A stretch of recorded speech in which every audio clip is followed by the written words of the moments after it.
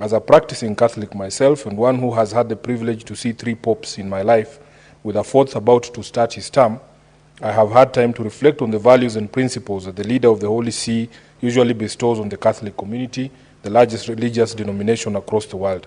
In my reflections, I have come to understand that the key qualities that made Pope Francis unique on the stellar role of popes were his genuine compassion, his grace towards the poor and the vulnerable, his deep belief in the principles of inclusivity, and the mighty hand of support he extended to the marginalized, including sexual and gender minorities, at times when these topics were anathema in most parts of the globe.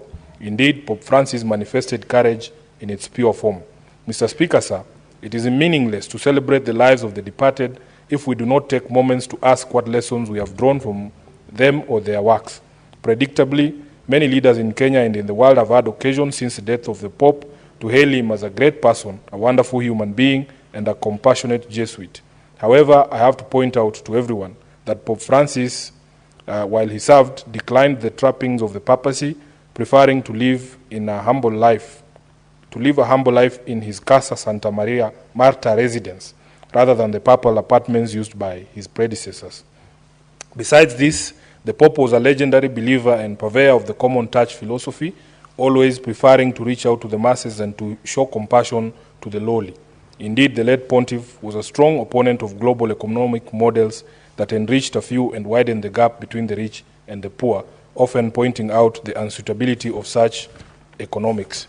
Mr. Speaker, sir, it is my strong contention, therefore, that mourning the Pope in flowery media releases while holding on to the exclusivity of right-wing politics, divisive ethnic rhetoric, corruption, and wanton theft of public resources is hypocritical, insofar as it runs counter to the principles held dear by the departed Pontiff. The Catholic Communion is often painted as a hugely conservative institution, and yet in the period that it has been led by a progressive liberal, the conversation around freedom, rights, and equality has been magnified more. The lesson being that a good person at the top is all it takes for a society to find its foot and move forward. I am hoping that this lesson will not be lost to both Catholics and non-Catholics as we seek a united front in socio-economic and political realms to empower our people and move our countries forward. Mr. Speaker, sir, I am inclined to express my hope that whoever becomes the new Pope will stay on the progressive path charted by the departed Pontiff rather than returning the Holy See to the conservative arena. The challenges facing the Church and the world today require a new focus, new methods, and a new vision. The Church and the political platform are now dominated by younger people, for whom conservative beliefs may not hold sway. Like Pope Francis, we are obligated to be more sympathetic to migrants, to gender and sexual minorities, to the vulnerable, and to the new face of the young voter, nearly all liberal. We have to spur action on climate change and build bridges across ethnic divides. We are now called upon to detach from the divisive rhetoric of our predecessors and embrace each other in our diversity because we have no other option.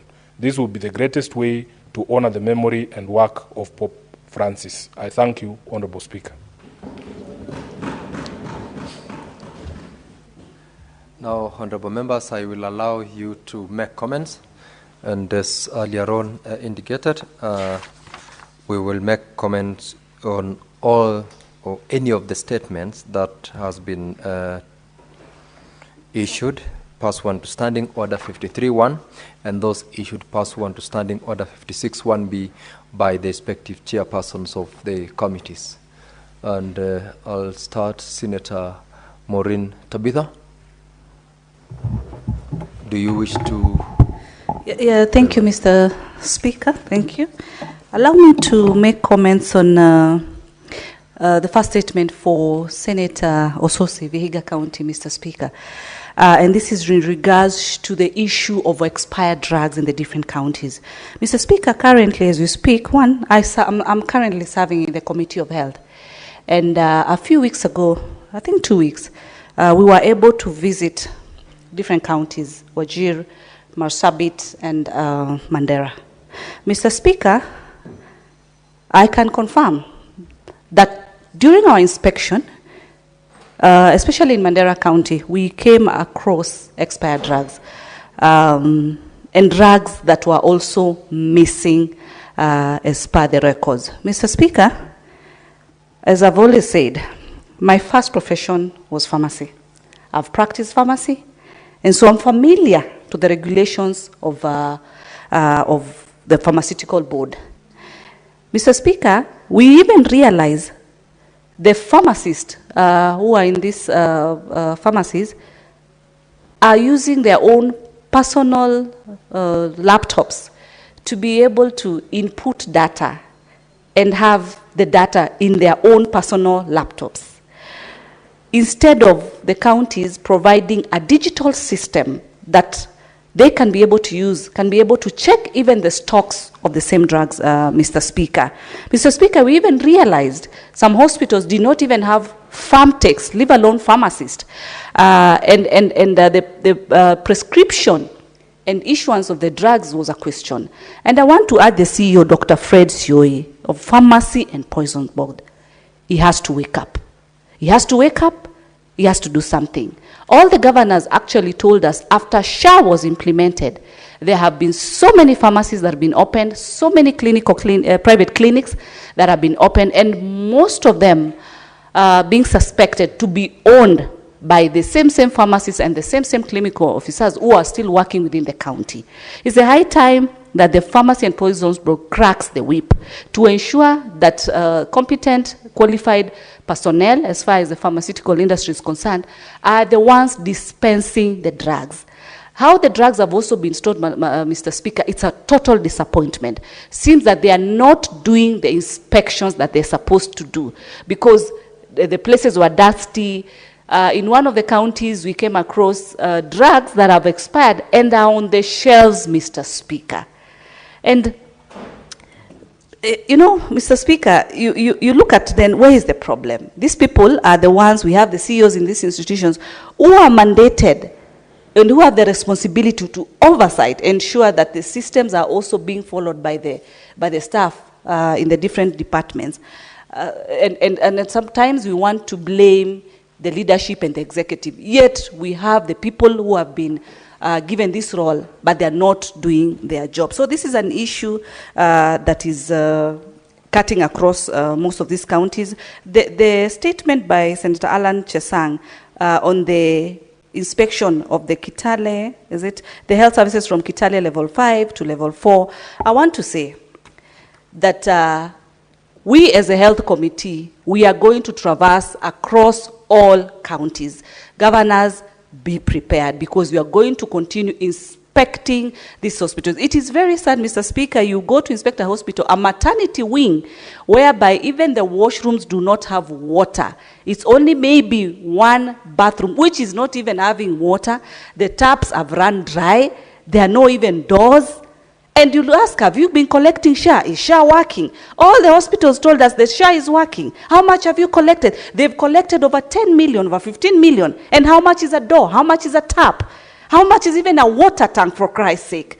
You look at the condition of this hospital, it is a disappointment, Mr. Speaker. So I want to say, because I can see my chair is not here, my vice chair, but I want to say these issues of health, we are going to go to the bottom. With my experience as a pharmacist, I'm going to input, because I was even able to inspect key drugs, Mr. Speaker. One of those drugs is called diazepam. All the counties that I visited, that drug was missing. That drug was short, was less as per the cards and the records. And these are drugs that are in key and lock. Most of the pharmacists, when I asked them, why is there a difference? Why do you have a short of this drug? They didn't have answers. To them, it was coming as a surprise. It was actually shocking them. So these are issues that we are going to get to the bottom of it completely. On the issue of still the same statement by Alan Chesang in terms of the revenue measures and all that, this is an issue that within the Committee of Finance, when it comes to revenue collection, we are still talking to National Treasury to be able to speed up. There's a system that is supposed to be a uniform system to ensure that the counties are able to maximize on their own source revenue when we have a system that is uniform, that is able to be used, that cuts across all counties. Thank you so much, Mr. Speaker. Now, Senator Karen Nyamu. Thank you very much, Mr. Speaker. I want to make my comments on the statement by Senator Osotsi regarding the presence of expired medication in our public hospitals. Mr. Speaker, this issue of having expired medication in our public hospitals is a significant one, and it has continued to be persistent. The Auditor General has kept raising the issue and flagging the presence of expired medication in our public hospitals. Mr. Speaker, what this means, it means financial wastage, because this medications costs a lot of money, and this money is exchequer money. Mr. Speaker, what this means is that the safety of the patient is in question, because you cannot swear that a patient in such a facility will not encounter expired drugs, Mr. Speaker. It also means that since these drugs and this medication has to be disposed with at the end of the day, it poses environmental issues and issues of pollution to the environment, Mr. Speaker. The presence of expired medication in our hospitals also points at the low quality and reduced quality of healthcare in that particular facility. Mr. Speaker, why does this happen? What are the reasons why we keep having this issue, persistently having expired medication in our public hospitals? Poor inventory system, where we have oversupply of a certain drug and other drugs are in shortage. Mr. Speaker, you know that that is an oxymoron. On the ground, Kenyans are complaining every day that despite visiting these medical facilities, there are no drugs, and they have to get prescriptions to go and buy or purchase these drugs out of the hospital, which brings me to a very key point, Mr. Speaker, that practitioners in these public hospitals, pharmacists, often prefer prescribing drugs to patients so that they can go and buy those drugs outside, because they already are running pharmacists. I want to laud the Mombasa County government, because recently it has declared that it will no longer renew licenses for pharmacies that are operating in the proximity of public hospitals. And I want to urge other county governments to follow suit and enforce such a directive across the counties, Mr. Speaker.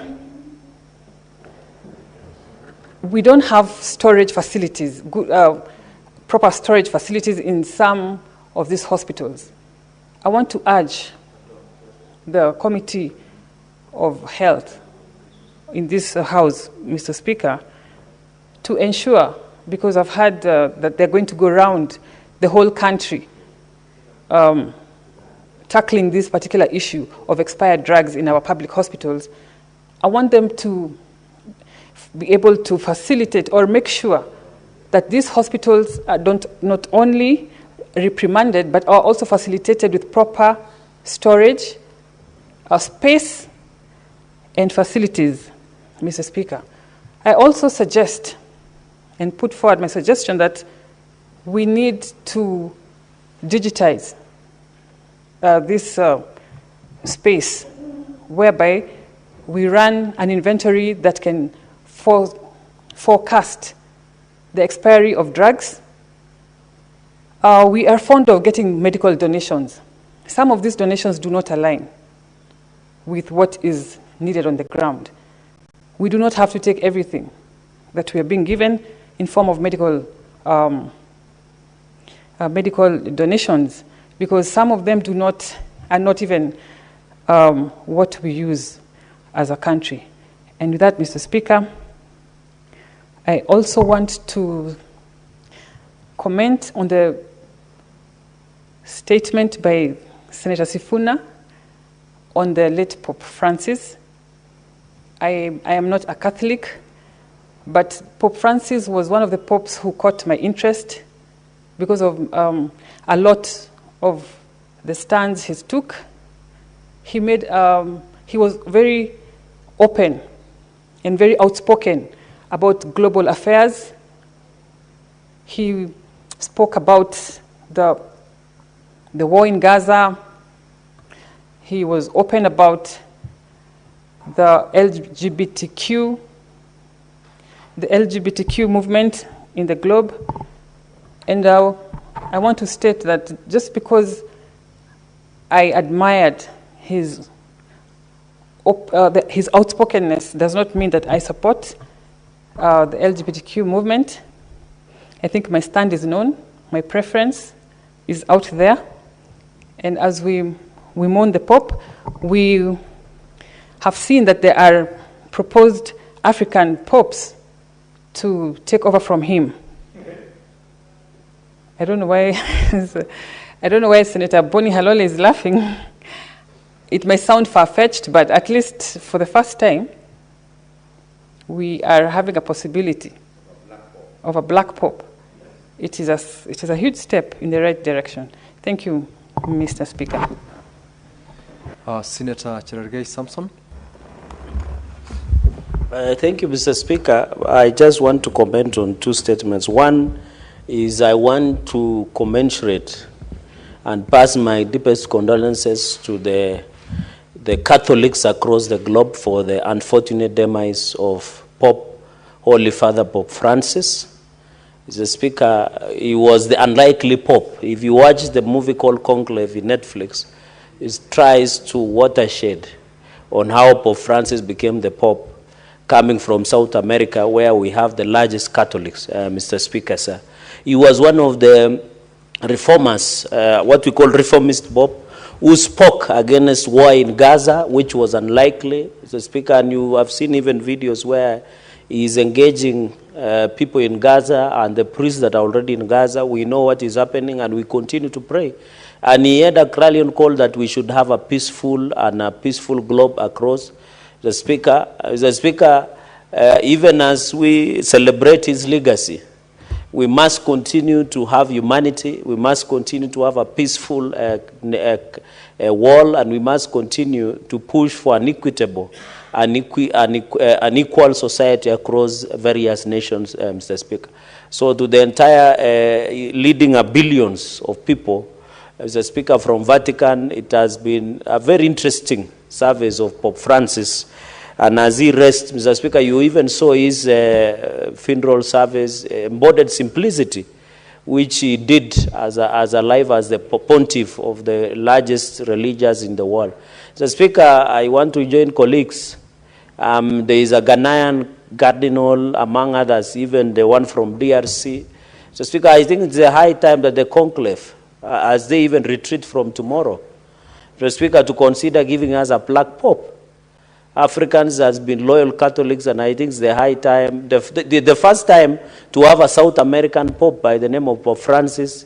We had German Ratzinger, who resigned midway because of health reasons, Mr. Speaker. I think it's high time that we hope to have a black Pope for the first time in the history of Roman Catholic across the world, Mr. Speaker. So as we celebrate, Mr. Speaker, I'm not conversing, it's not allowed in conclave because they have even switching on signals. I was just saying it is the wish of many Kenyans, Mr. Speaker. So may the perpetual right shine to him, Mr. Speaker, as he rests in peace. And the Catholic Church will continue in pushing for both. And Mr. Speaker, you know, Catholics have done a lot in education sector, in health sector. Mr. Speaker, we should ensure that we support the Catholic Church and all other churches and all other religions to push for a better society in education, in health, and in governance issues, Mr. Speaker. And also, I wish Cardinal John Jue would have participated, but because of health reasons, Mr. Speaker, he could not participate in conclave. I'm happy that the Bishop Anyola has clarified that he was indeed invited to participate in voting in conclave. We wish Cardinal John Jue all the best and quick recovery. He would have been part of the cardinals who have taken in conclave and ensure we have a new pontiff that will be very critical. You know, Mr. Speaker, Vatican is one of the smallest states in the world, but as the sovereign status that can, and Mr. Speaker, he even visited this nation, so I hope the next Pope will also visit this country and be able to commune and be part of pushing for the agenda of equity, Mr. Speaker, and decency among the morals. Secondly, Mr. Speaker, finally, on the issue of settlement by the Committee on Agriculture, Mr. Speaker, I expect the Chair of Agriculture to tell us the status of crop raising CN as we continue, and even the distribution of fertilizers in the country. Mr. Speaker, we need to stop playing politics with agriculture. I saw the former CS of Agriculture, courtesy of Senator Metu, trying to cast aspersions.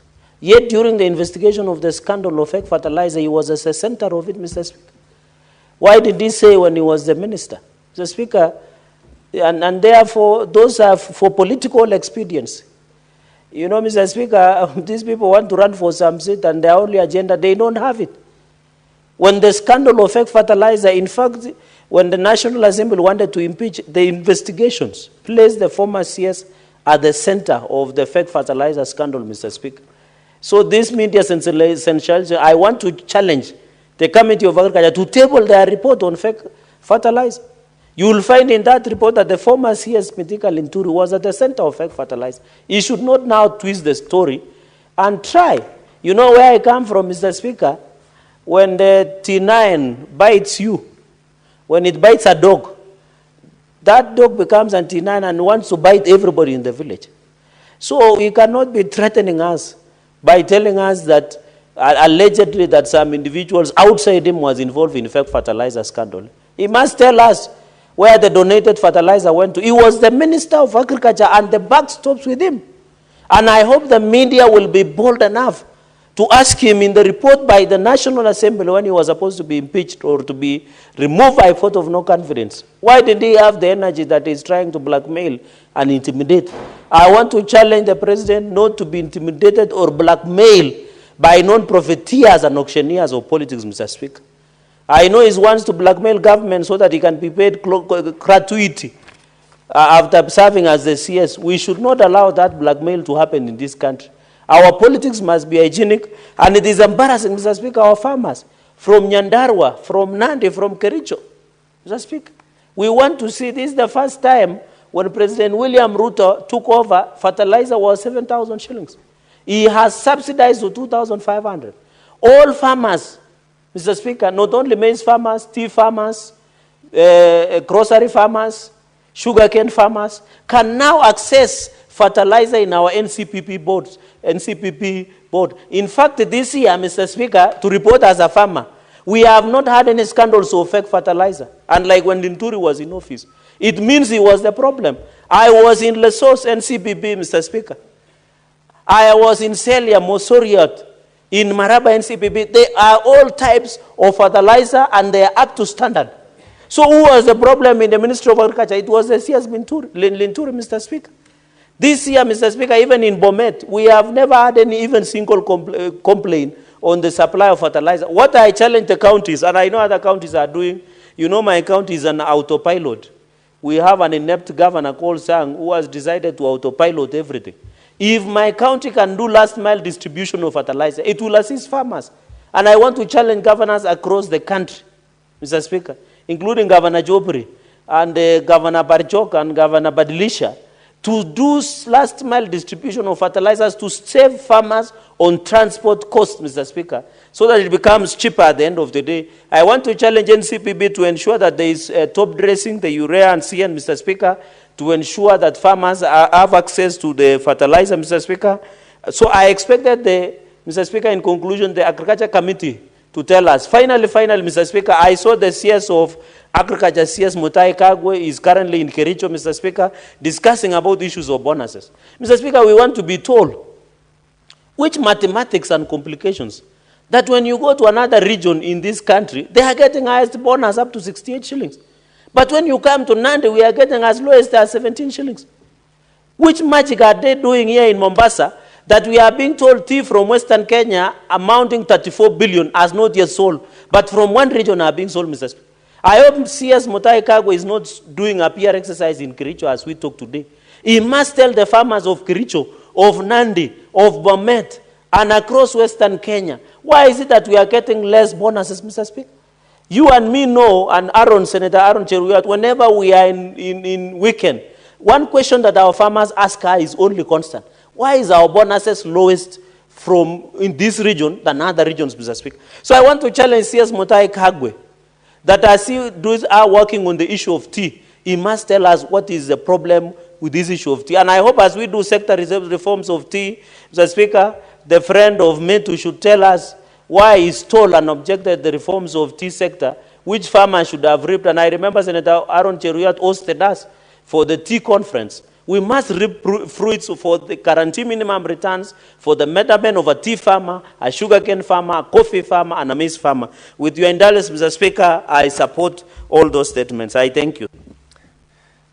Senator Cherage, it is not called Western region in the sugar, not sugar, but tea. It's called West of the Rift. The West of the Rift is Nandi, Kericho, Bomet, and the Western region. That is the region called the West of the Rift. Honorable Senators, there being no other member who is a Senate Majority Leader, you are not on. You have just made that request, and I definitely will allow you to make your comments. I want to think on the report from the Devolution Committee, but they have since left, Mr. Speaker. Mr. Speaker, I'm deeply concerned. I listened to the presentation by, I think, the Senator Kamar on behalf of the Devolution Committee on the activities that committee has undertaken. And I'm particularly worried, Mr. Speaker, because of the situation that's pertaining in the neighboring county of Kisii. Not Kisii, Nyamira, rather, Mr. Speaker, where there are two county assemblies, Mr. Speaker. It will be interesting to know why, up to now, we are unable to resolve what appears to me to be a pretty straightforward issue. I said it when this matter first came to this House, Mr. Speaker, that the easier thing to do is to establish which of these institutions is a controller of budget funding and allowing release of funds to, Mr. Speaker. Who is the clerk? Because clerks are gazetted, Mr. Speaker, and it is known. Therefore, it is important for the clerk, who's the administrator of the county assembly, duly recognized by the government, Mr. Speaker, to come and appear before the House and confirm to which house does he owe allegiance to of these so-called two houses. There can only be one, Mr. Speaker, and what is the situation that pertains there. I wanted to listen to the presentation from that committee on how they have succeeded, Mr. Speaker, in securing justice for the people of Nyamira who continue to suffer because of lack of the services of primary oversight. Because a dysfunctional assembly, Mr. Speaker, means that nobody is actually checking the going-ons in the county executive of Nyamira. And perhaps you would not place Governor Nyaribo very far away from this dispute, because he benefits the more. A weekend assembly, Mr. Speaker, benefits more the executive more than any other person, because it means they're able to have a free hand and a free rein in the things that are happening, and they're able to do whatever it takes. Mr. Speaker, I would also wish to register my concerns with that particular committee with regards to another issue that has emerged in our county governments, Mr. Speaker. We said this when we were passing the CPIC reports towards the close of the session, not actually the session, but the period before we went on recess, Mr. Speaker, where we hurriedly passed, I think, almost 50 reports combined here on very topical issues in our county governments, issues of maladministration, Mr. Speaker, governance challenges, and so on and so forth. It is not right, Mr. Speaker, that featuring prominently from the Devolution Committee, nothing has been said actually with that regard on what we as a Senate need to do because it's not a good situation when we are being told that on average 90 to 99% of the counties, Mr. Speaker, are spending on average 10 to 20% only of all these funds that we are talking about as devolved funds on development. The rest, Mr. Speaker, is on recurrent expenditure, Mr. Speaker, and other charges, you know, that were not the original intent of devolution, Mr. Speaker. Devolution Committee must lead this House into a conversation, Mr. Speaker, whether we as a House are concerned with this situation and are happy to contend and leave it as it is, Mr. Speaker. There is no need to fight here and say push the figures to 450 billion, Mr. Speaker, yet we know that close to 80% is going to pay salaries and have people travel, Mr. Speaker. On average, every county, perhaps you'd find only hardly 2 to 3% of the county population works in the county government. If that 2 to 3% in their service provision, Mr. Speaker, is consuming close to 50% of the funds that we are devolving, is that really the original intention of devolution, Mr. Speaker? I don't think that's the case. And therefore, as a House, we must make difficult decisions and guide counties, hold their hands, help them to make the right decisions so that they are prudent use of resources, Mr. Speaker.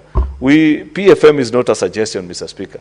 It is a set of rules that we are actually duty-bound as a House to ensure that we enforce its compliance with, Mr. Speaker, and ensure, Mr. Speaker, that county governments actually follow through with what was the intended purpose of those particular regulations that we have passed here on many occasions. And therefore, Mr. Speaker, apart from these county visits that we are increasingly getting to hear, that this committee visited this particular place, it's a good thing for committees to visit. But I'd wish, Mr. Speaker, that we'd address ourselves to more concrete and substantial issues, Mr. Speaker, that will help the country appreciate and know that the Senate has taken its place, and our duty of oversight, Mr. Speaker, is something that we take quite seriously. I am further even concerned, Mr. Speaker. I say this towards the end of last session, that it is possible for us as a House, Mr. Speaker, to develop the tools through which we can measure the performance of a county government. And Senate gives a fair and objective appraisal of all the 47 county governments based on the indices that we develop, Mr. Speaker. This is not rocket science. These are things that are available, Mr. Speaker. How a county treats pending bills, what percentage of their resources they are dedicating to development, Mr. Speaker, on-source revenue growth as a factor of that particular issue, Mr. Speaker, corruption indexes, the cases that are being reported, completion of projects, Mr. Speaker, budget implementation, absorption of the budget. These are things that we know, and they are available in all the 47 county governments, which, Senator Mungatana, surely, you want to tell me that as a House, if the Devolution Committee was to lead us, and the Budget and Finance, or if it's difficult for them, those of us that take our legislative duties seriously, like yourself, Senator Cherargei here, the Speaker, and so many of us here, Mr. Speaker, we can develop the tools. Why do you have to wait for some dubious institutions, Senator Mungatana, to rank governors and troop them here to Nairobi and say, oh, Governor this has performed, yet we know how people secure these things. That's a stupidity of the highest order. Even a governor who goes to pose for pictures with those things, Mr. Speaker, is a con man that the people of that county should quickly reject, Mr. Speaker. Because what basis has been used to indicate your performance? Yet we know the tools that we can use to measure the performance of a county government. And that is a responsibility which we as Senate cannot pass on to any other person. These are things that we need to do ourselves, colleague senators, and ensure that we set the indices together with the Parliamentary Budget Office, develop the framework and the formula, such that when it is applied and weighted, you can see the performance of a county government and objectively are able to assess, Mr. Speaker, and say, this is what we know about it and the things that are happening. Mr. Speaker, I had earlier raised an issue of the Senate Oversight Fund, which I hope that at the right time we'll get an opportunity to explain to the citizens of this republic why that fund is important and should be made available to senators. I have said we can make do without it because We have stayed without it for the last 10 plus years, and there's nothing new about it, Mr. Speaker. In fact, we operate better when there are no resources that are attached to us and nobody can ask and say, you misappropriated this or the other, Mr. Speaker. But we have said we'd be more effective as a House if we hired the correct pool of people to work with us in ensuring that the function of oversight in the office of a senator in the counties, Mr. Speaker, is properly tackled and handled. However, Mr. Speaker, that being something that is under consideration, I hope that citizens will be fair arbiters in this process, and eventually when we get the chance to take this bill to the citizens and explain our perspective of it, especially with regards to devolution, Mr. Speaker, we will make the right decision. I thank you, Mr. Speaker. I take note, judicial notice of the fact that it's a few seconds to the rise of the House, and therefore I quickly conclude my comments. I thank you, Mr. Speaker. Thank you very much, Senator Aaron Turiot, Majority Leader. Shall we rise, honorable members? It is, honorable senators, it is now 6:30 p.m. Time to adjourn the Senate. The Senate therefore stands adjourned until tomorrow, Wednesday, 7th May 2025 at 9:30 a.m.